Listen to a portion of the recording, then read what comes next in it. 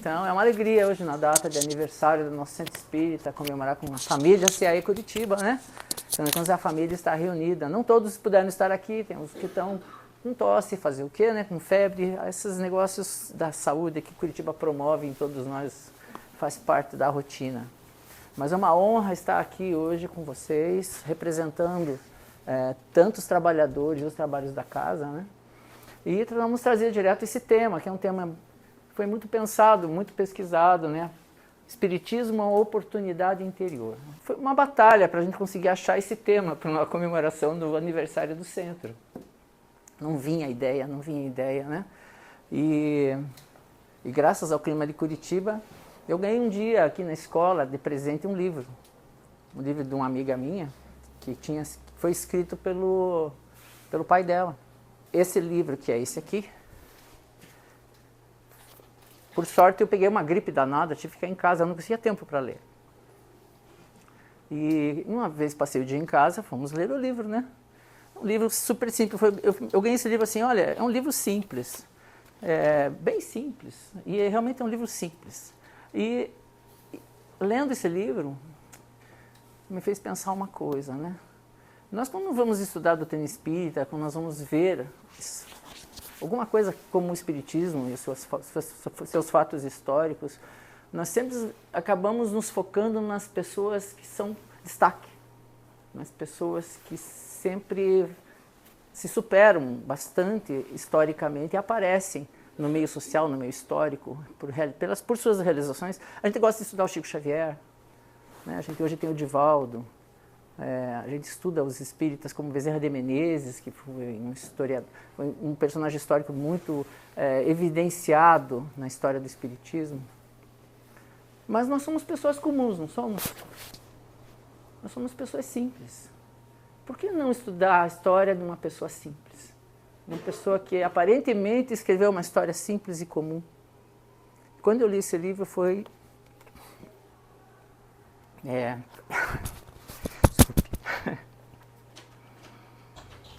bem emocionante. Já volto.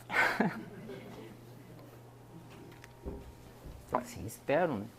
É que eu me criei na casa dele, né? Eu vou contar para vocês a história desse menino, né? Chama Isidro. Mas antes eu acabei de me esquecer, fiquei tão emocionado que esqueci de uma coisa importante, né? A história dessa palestra, ela fala sobre uma oportunidade interior, espiritismo como oportunidade. Quando eu fui pesquisar a palavra oportunidade na doutrina espírita, e observei que existe citação dessa palavra em dezenas de volumes espíritas, como espiritismo como oportunidade. Joana de Ângeles tratou desse tema, Emmanuel tratou desse tema, a oportunidade. E outros mais, mas foram mais esses que se destacaram. Então, oportunidade, né? O que é uma oportunidade? Primeiro, para você ter uma oportunidade, você tem que ser um observador, atento, né? Você tem que fazer uma observação, você tem que prestar atenção em algo. E oportunidade é uma palavra que vem do latim, de opportunus, que quer dizer favorável. Antigamente, se usava essa palavra para navegação. Quando se tinha ventos favoráveis, se falava sobre oportunidade, né? Essa palavra vem daí. Ventos favoráveis, ventos oportunos. E para você ir atrás de algo oportuno, você tem que sair, como a navegação era, você sair para um lugar desconhecido ou para um lugar conhecido, mas é uma aventura. Então, uma oportunidade, antes de tudo, é uma aventura. É uma realização, você vai em busca e em ação. É um verbo de atitude. Não é algo que você faz parado. Quando você vai em busca de uma oportunidade, você tem que se movimentar. Não só mentalmente ou no desejo. Você tem que se levantar e ir em direção. Então, o espiritismo como oportunidade interior é o interior indo em direção desta oportunidade que é o espiritismo. É mais ou menos disso que nós vamos tratar hoje. Certo? Então, os ventinhos, né? Então aqui está falando, né, dos nossos ventos e também a nossa busca, né, interior. Esse é o Isidro Francisco Beatriz, nascido dia 5 de maio, dia 15 de maio de 1934. Ou seja, ele está com 90 anos hoje. Está super bem. Um homem simples. E esse livro aqui que ele escreveu fala da vida dele. Da vida que ele levou. Um homem simples, com 90 anos, que escreveu a história da sua própria vida. Coisas corriqueiras. Algo que destaque, sim, tem muita coisa que destaque. Só que para bons olhos, para um bom observador. O que ele conta, né? Aqui tem algumas coisas que até eu vou trazer para resumir, para facilitar a nossa vida. Minha muleta aqui. E menino de infância pobre, caminhava descalço até a escola, dos 6 aos 10 anos de idade. Trabalhou como ajudante de pedreiro durante toda a sua juventude. Nunca parou de estudar. Com muito esforço, aos 38 anos, depois de casado e com filhos, formou-se como administrador de empresas. Foi professor universitário e, posteriormente, mestre em administração pela Universidade de Mackenzie. Então, ele fala uma coisa interessante nesse livro, que foi o que chamou a atenção. Tá? Ele fala duas coisas legais aqui.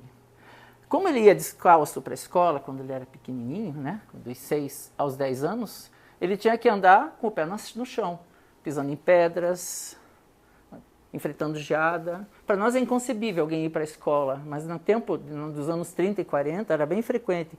As famílias que não tinham dinheiro, porque era tempo da guerra, tinha muita carência, né? Então havia pouco recurso. Famílias grandes, se optava ou comprava comida ou comprava sapato. Sapato eles tinham que se virar. Comida era o que faltava. Então, durante o tempo da guerra, 40, 45, teve muita penúria para muitas famílias. E ele passou bem por essa época na infância dele. E o legal é que o seu Isidro, quem conhece, eu que, como disse, convivi na casa dele durante 57 anos, não na casa diretamente, mas eu conheço ele há 57 anos, já estou com 60 e poucos, ele diz o seguinte nessa situação, ele gosta de pensar que cada obstáculo que ele enfrentava mostravam que está nele, está em mim, desde sempre, a palavra superação. Palavra superação. E ele sempre viu essas pedras do caminho como uma oportunidade, como um aprendizado. E ele diz o seguinte no livro dele, uma pessoa simples, né?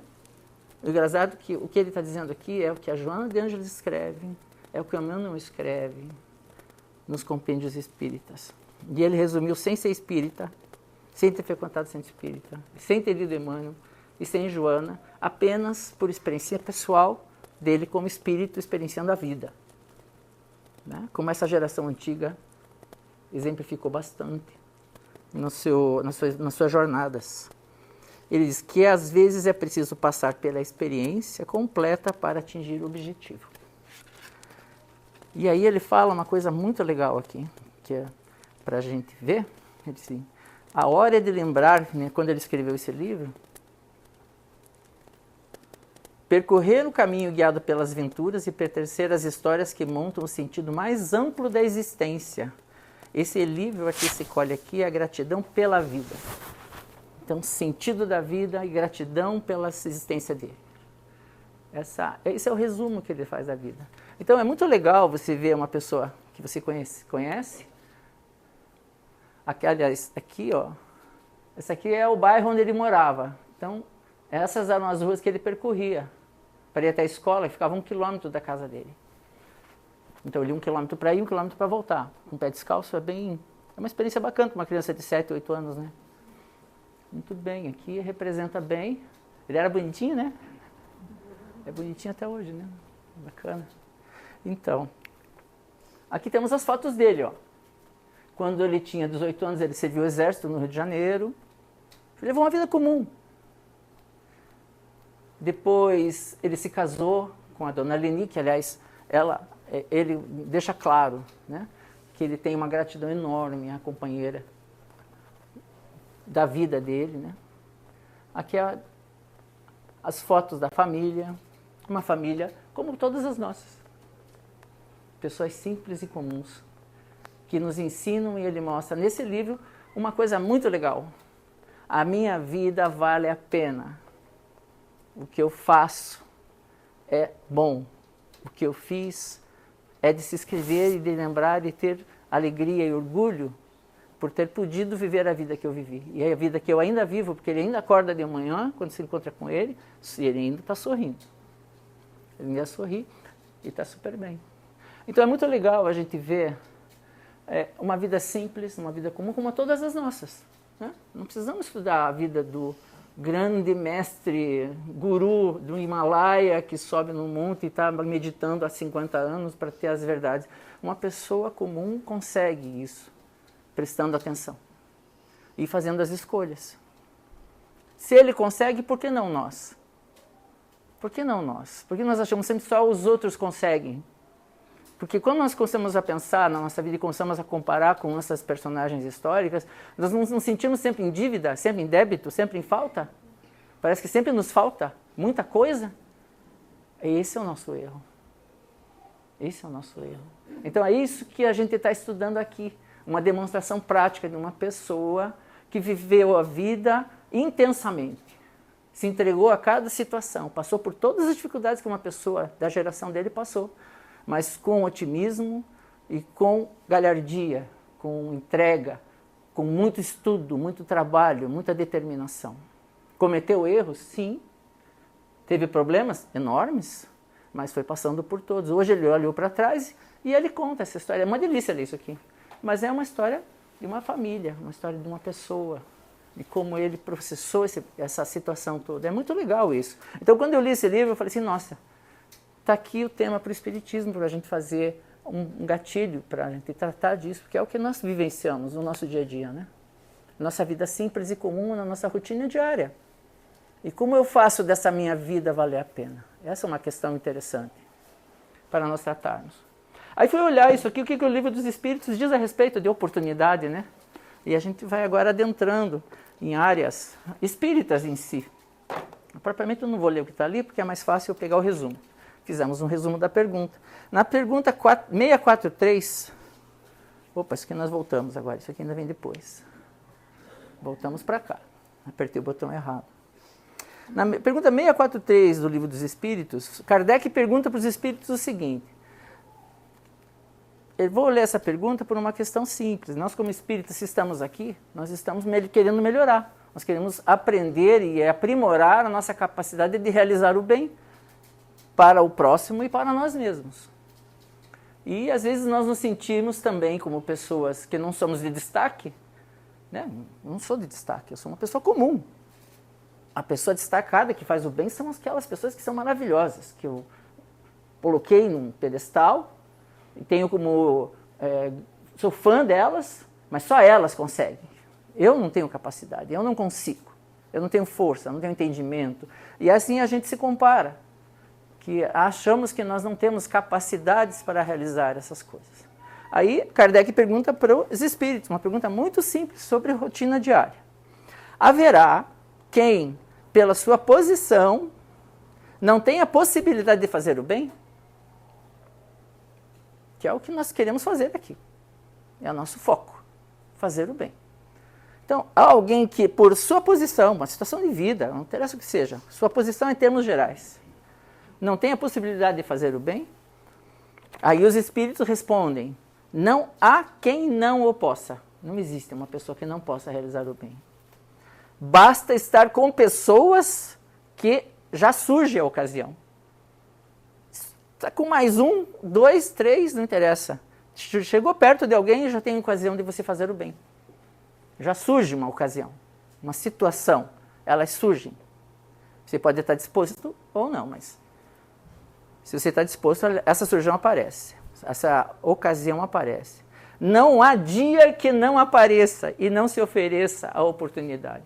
Então, os espíritos narram isso. Todos os dias, encontrou uma pessoa, já surgiu uma oportunidade de você fazer o bem. Oportunidade para tal, porque fazer o bem não consiste apenas em ser caridoso. Isso que é legal. Nós, como espíritas, nós usamos sempre a frase, fora da caridade é na salvação, né? E aí a gente fica preso na história que só fazemos o bem se fizermos a caridade. Mas aqui no Livro dos Espíritos ele diz assim, porque fazer o bem não consiste apenas em ser caridoso. Isso que é legal. Aí ele fala assim, mas em ser útil, aqui que está a chave, no que eles vão escrever aqui, na medida do possível, toda vez que seu concurso se faz necessário. Isso que é legal, é fazer o bem na medida do possível. Ou seja, difere de uma pessoa para outra a possibilidade que ela tem de capacidades, de situações, de possibilidades. Então, o que significa isso? Que nós podemos fazer o bem de acordo com as circunstâncias. Que não precisa ser só a caridade que é um bem. A gente pensa como espírita, quando começa a trabalhar, eu preciso ser caridoso, eu preciso ser caridoso. Mas fazer o bem é qualquer coisa pequena. Como juntar um papel do chão, como lavar uma louça para alguém, como dar um bom dia, como ficar em silêncio numa situação que alguém está nervoso. Tudo isso faz parte de fazer o bem. Calar-se ou falar quando precisa ser falado. Aí vai as circunstâncias, as oportunidades aparecem. Aí todo mundo aqui agora, nós todos, temos que prestar atenção nessa oportunidade quando ela surge. Mas não é interessante isso? Isso é interessante. É interessante ver que os espíritos tratam dessa questão, da oportunidade. Então, a palavra oportunidade aqui está no Livro dos Espíritos também. O Espiritismo oferecendo esta oportunidade de fazermos o bem, todo o tempo é possível, todo o tempo nos é ofertado condições. Basta, na medida da nossa possibilidade, nós realizarmos alguma coisa. Não precisamos fazer coisas imensas, como acabar com a guerra na Judéia. Nós temos que fazer as coisas que são na nossa rotina, no nosso meio, com as pessoas que nós convivemos, no meio em que estamos. Pessoas simples, fazendo coisas simples, mas importantes. Certo? Agora sim, vou apertar aqui. Então, essa é a história do seu Isidro, né? Uma pessoa realmente maravilhosa que realiza ainda esse objetivo de fazer a alegria da sua vida contagiar os demais, que andou de pés descalços e aprendeu com essa experiência a enfrentar as vicissitudes da vida de forma otimista e corajosa. Mas nós vamos trazer aqui mais duas histórias para a gente poder entrar um pouco mais nessa história. O seu Isidro, ele mora aqui no Brasil, ele é um país tranquilo em termos gerais. Nós temos as nossas características de dificuldades sociais, políticas, econômicas, violências, etc. Mas vamos ver agora a história de duas meninas que não têm essas mesmas condições, não tiveram as mesmas oportunidades e também realizaram as mesmas coisas de forma diferente. Também não são espíritas, são islamitas, são muçulmanas. São meninas muçulmanas que nasceram na Somália. A história da Sâmia Yusuf Omar, talvez vocês já conheçam, né? Ela é mais conhecida. E a Rodan Yusuf e a Manar é a filha da Yorodã. Tá? A Sâmia já desencarnou, ela já não está mais entre nós. Mas a Rodan ainda está. Elas nasceram na Somália e a Sâmia, que é a nossa personagem mais principal, mais focada, ela tem muitas coisas em comum com o seu Isidro. Tá? No livro dele ele conta, por exemplo, que ele é bom na matemática. Ele gostava dos números. A Sâmia pôde estudar lá me fugiu, a Somália. Ela conseguiu estudar porque o pai dela era feirante. E a Somália é um país em guerra. Quando ela nasceu em 1991, o país entrou em guerra civil. Duas facções das populações de tribos internas lá começaram a se engalfinhar. E essa guerra foi manipulada por várias contendas históricas entre eles, e existe até hoje, né? E enfraqueceu muito, e foi enfraquecendo muito o sistema político de lá, as leis sumiram, Grupos de milicianos combatiam, ela morava em Mogadíscio, que é a capital, ela nasceu lá. E a vida era muito dura mesmo, um país em guerra.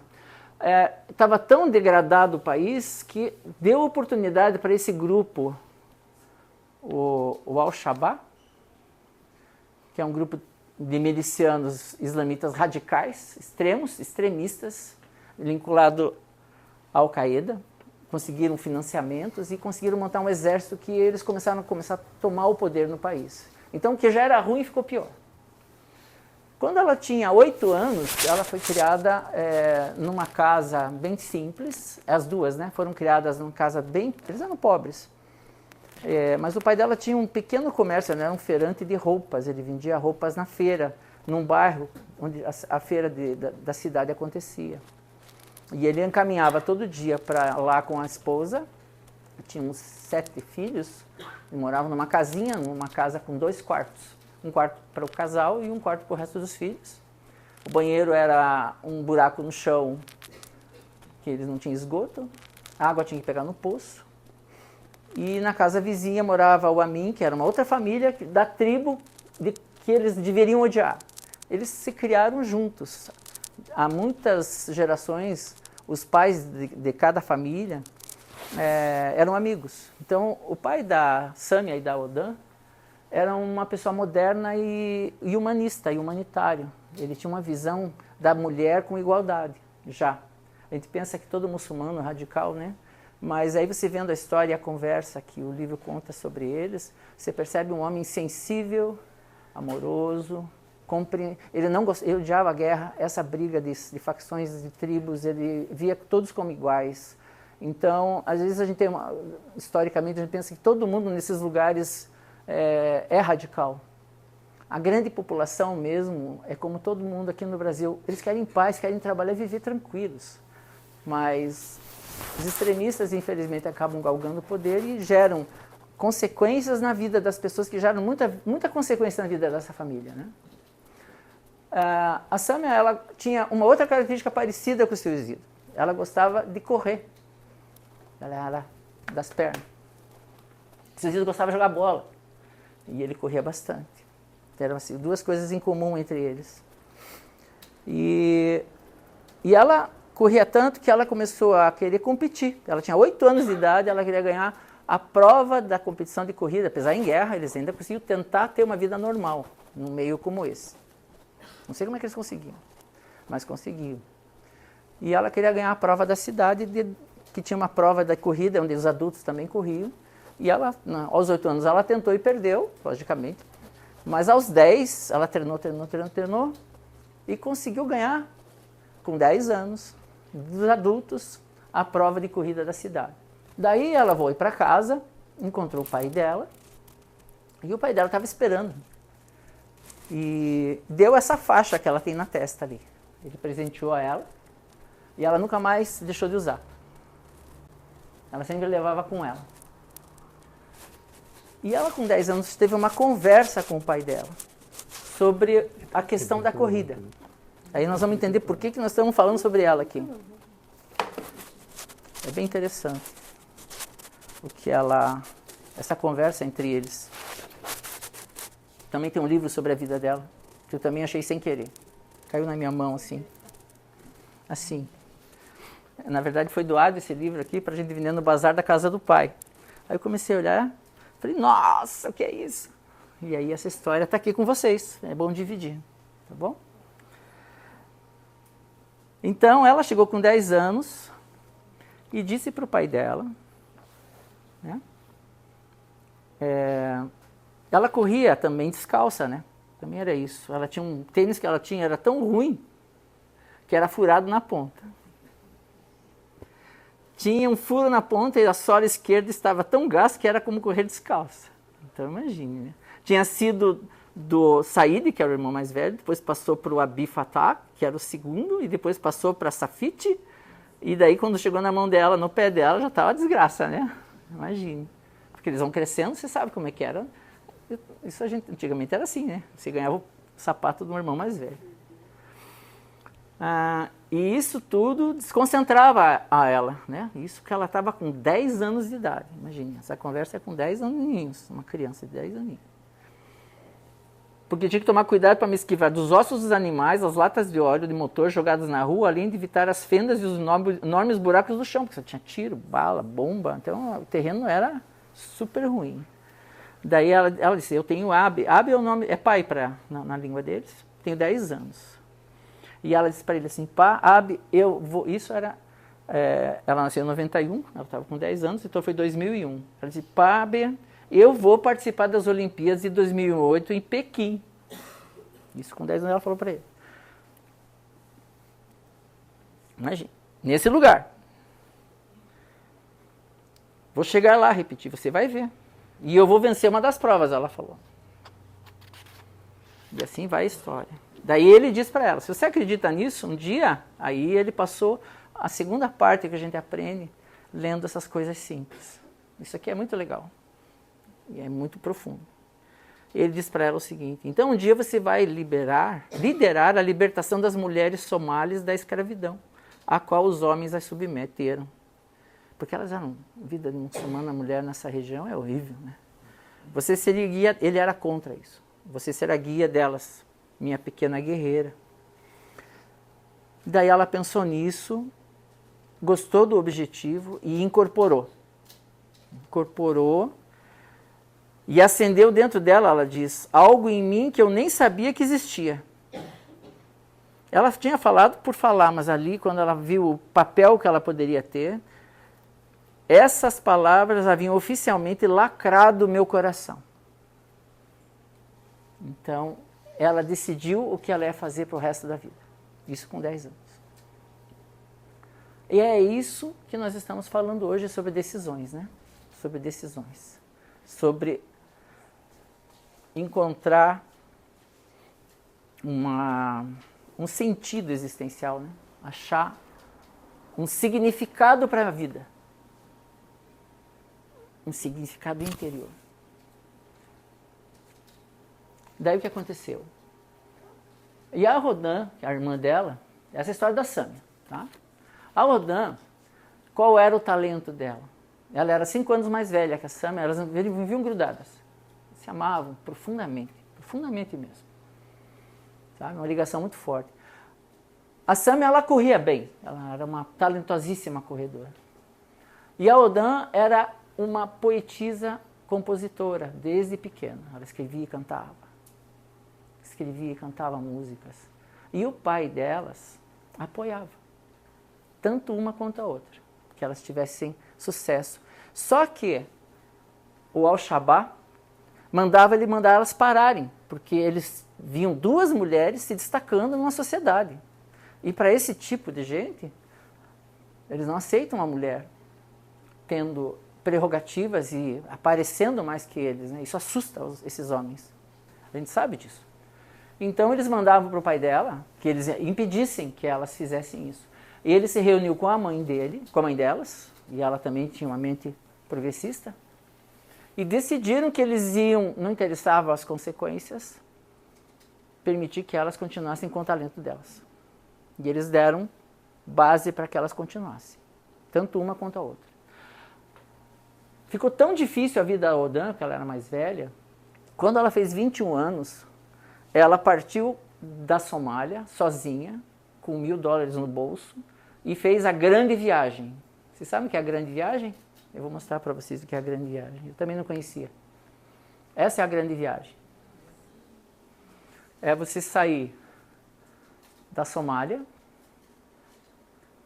pegar os traficantes de imigrantes, atravessar todo o Sudão, atravessar todo o deserto do Saara. Por dentro do deserto eles não pegam estrada. Eles têm que sair das estradas porque se pegarem, eles vão presos. Então eles pegam, atravessam o deserto, caindo na mão de traficantes, de pessoas.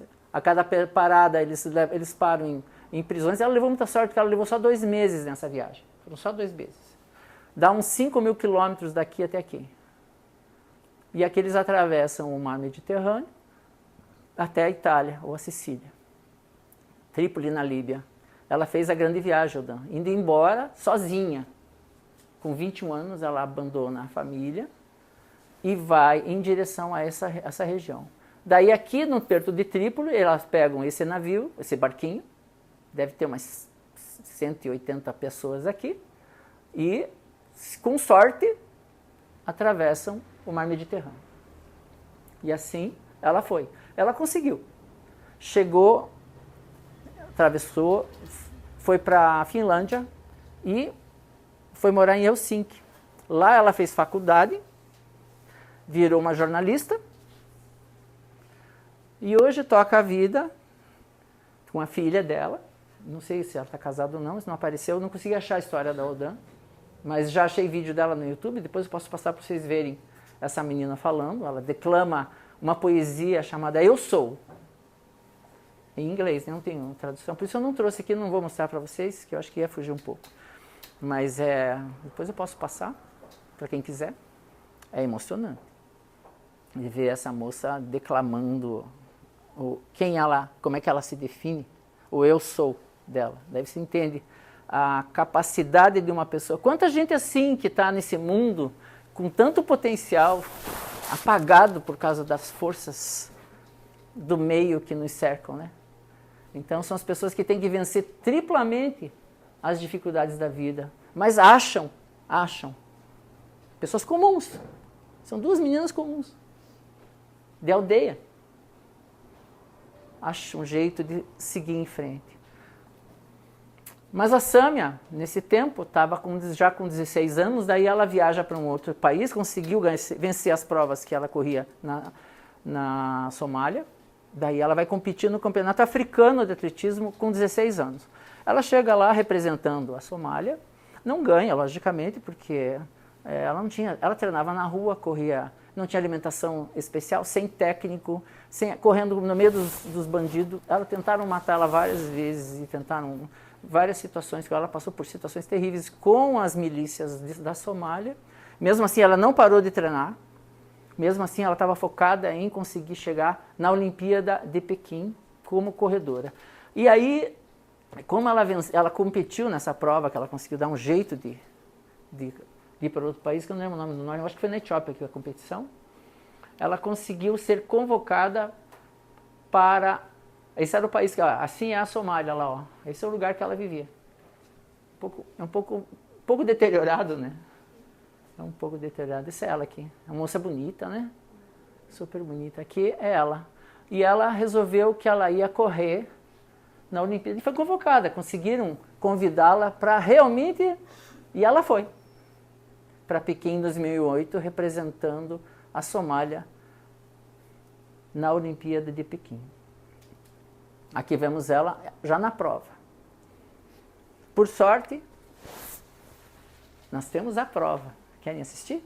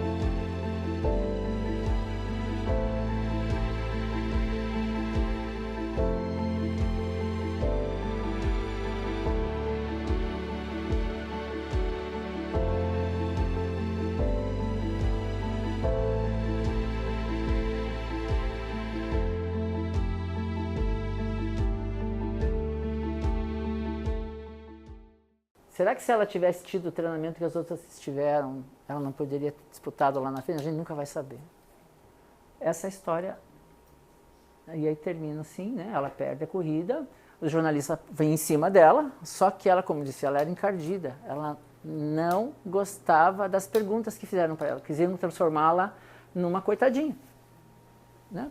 E ela não queria papo com o jornalista, porque ela queria que perguntassem para ela sobre a prova, como ela correu, que nem as outras. Você acha que você foi bem ou não foi bem? E só perguntavam as outras coisas, como é que ela chegou, parabéns, porque você é uma pobre ou uma coitada que... Ela falou assim, não quero conversa. Então ela não deu papo com os jornalistas, ela não ficou famosa. Daí, em seguida, já acabou logo a fama, porque ela não deu conversa para jornalista, ela não queria aparecer pela situação social dela. Ela queria que conversassem com ela, só ela como atleta.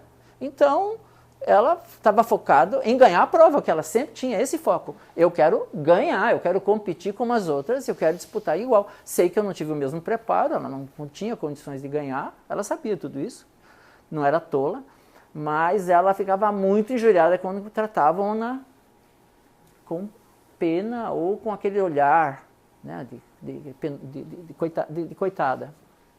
Muito bem. Essa é a história das meninas. O que acontece? Logo depois da prova, ela volta para Somália, para Mogadíscio, e começa o treinamento dela para a próxima Olimpíada, como todo atleta que perde. Qual é o espírito do atleta? A gente viu a Olimpíada agora. O que eles diziam quando perdiam? Meu foco é a próxima prova. E ela não saiu disso. Só que ela encontrou, mais uma vez, o Al-Shabaab. O Al-Shabaab acabou com a vida dela, né? Eles perseguiam, ela começou a ter que treinar coberta de pano, ela teve que se esconder, porque era uma mulher que se destacou, né? Ela ficou famosa no país, as mulheres começaram a escrever carta para ela. Quando ela fez 21 anos, ela queria ir para Londres disputar a Olimpíada, não conseguia treinar, não conseguia nada, não tinha como avançar. Ela fez a mesma coisa que a irmã e fez a grande viagem. Só que, na travessia do barco, quando ela estava na costa da Itália, um barco italiano impediu o barco que ela estava de continuar, eles iam mandar eles de volta, e jogaram umas cordas para quem se jogasse no mar e tentasse entrar no barco deles, daí eles, eu acho que iam acolher. Ela se jogou no mar e infelizmente morreu afogada, ficou por ali, ela não conseguiu chegar na Europa, que ela queria ir para lá, para achar um treinador, para conseguir competir a Olimpíada de Londres em nome da Somália. Então, é uma história de sucesso e insucesso. Como é que a gente vai avaliar isso? Não tem como, né? Porque do jeito que eu vi que é a personalidade dela, ela deve estar pensando em encarnar para treinar de novo, para ganhar outra prova. Para competir de igualdade com as outras atletas. Porque quem tem um foco, esse foco se mantém mesmo depois do desencarne. Não se perde o foco de libertar as irmãs, a sua nação, que é o que a Rodin faz hoje. Como ela tem o dom da palavra, é o que ela faz. Ela fala, ela denuncia. Continua muçulmana, continua usando o véu lá, ó. E a Sâmia foi embora para o além, levando a faixa que o pai dela deu para ela. São belas histórias e tristes histórias ao mesmo tempo, de pessoas comuns. Então, dar sentido à existência, é isso que nós estamos tratando aqui. É muito importante se alcançar o estado do porquê eu estou vivendo. Quando a gente consegue entender por que eu estou aqui, né? A forma como você vive, ela se torna secundária. É o caso dessas meninas e do próprio seu Isidro. Quando eles focaram que eles iam progredir, ela queria tomar um objetivo, nós precisamos também pensar nesse sentido. Qual é o sentido da minha vida? E dentro do Espiritismo, o que o Espiritismo me oferece para que eu alcance o sentido da minha vida? E o que eu faço disso? Essa pergunta é muito importante. O resto é consequência dela, na verdade. Decidido isso, decidido o resto está. O resto passa a ser secundário. A partir do momento que eu decido que eu estou certeiramente no foco correto, ninguém me demove mais e eu vou passar por qualquer agrura, qualquer dificuldade, qualquer penúria, porque o meu foco é o objetivo que eu alcancei, que eu vislumbro e eu quero ir atrás dele. Então, qual é o meu objetivo? Qual é realmente o meu objetivo? Dentro da doutrina espírita, Jesus, aí nós tentamos assim, a grande oportunidade da vida nos é dada por Deus. E qual é a grande oportunidade da vida? É a vida em si, é a existência, é a oportunidade de você estar vivo, de você encontrar a felicidade possível na Terra. E o aprendizado que você pode alcançar dentro das condições, né, como diz ali no Livro dos Espíritos, dependendo das condições que você tenha. Então, a cada pessoa é uma condição, então essas condições modificam de pessoa para pessoa, de sociedade para sociedade. Nós não podemos desejar que as pessoas façam o que nós queremos, porque cada uma tem uma história, cada uma tem uma vivência. E a cada uma isso é um processo intransferível. São realidades pessoais e particulares. De conquistar essa compreensão é uma conquista interna de cada um. Não se ensina isso. Isso se alcança por si. Há que se movimentar. Tem que alcançar a oportunidade que é oferecida. É o vento favorável para a gente sair daqui e ir para lá. E andar. Mas é necessário ir. Não dá para ficar parado. Daí você não aproveita a oportunidade favorável que te oferece. É um verbo, é uma ação. Tá? Então, esse impulso primário, né, faz com que a gente supere os obstáculos e qualquer impedimento. A doutrina espírita, ela é um quebra-cabeça. Quando nós começamos a conhecê-la, nós vamos montando essas peças em nossa alma. Porque são muitos assuntos, são muitas relações. Tem o mundo espiritual, tem a reencarnação, a mediunidade, a reforma íntima, nossa relação com Deus, com o cosmos, com a evolução, com o nosso passado, com o nosso futuro, com as outras pessoas, causa e efeito,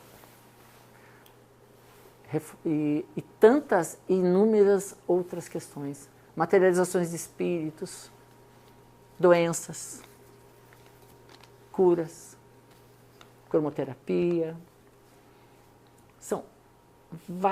É vastíssimo o quebra-cabeça do espiritismo que a gente vai montando. A gente pode brincar, que nem a gente faz quando está nas férias, né? Quando chove hoje, muita gente fez o quê? Foi montar quebra-cabeça. E fazer do espiritismo um brinquedo, um passatempo, onde nós entramos em contato com as ideias e as filosofias e nos prendemos a isso. E ficamos ali, debatendo, tratando, discutindo, fomentando, rodeando,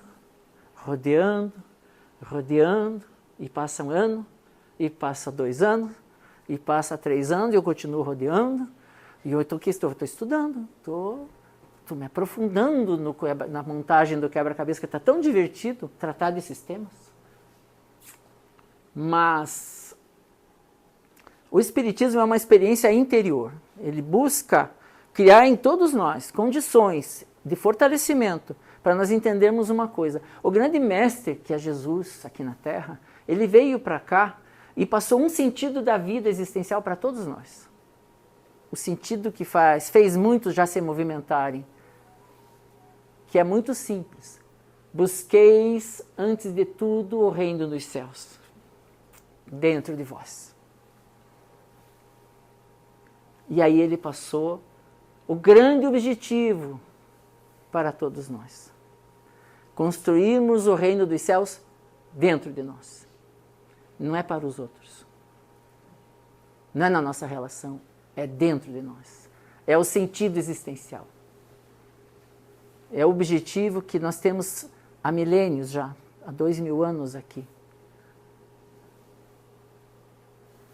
Que é o que já muitos se movimentaram diretamente. E nós precisamos meditar nisso. Né? Eu conheço a doutrina espírita, me relaciono com a parte toda teórica, estou bem com ela. Mas o que eu tenho feito com esse conhecimento? O que eu tenho feito sobre esse assunto dentro da minha existência, dentro de mim? Quanto eu estou incorporando esses conhecimentos nas minhas escolhas, nas minhas atitudes? São revisões que nós precisamos fazer, né?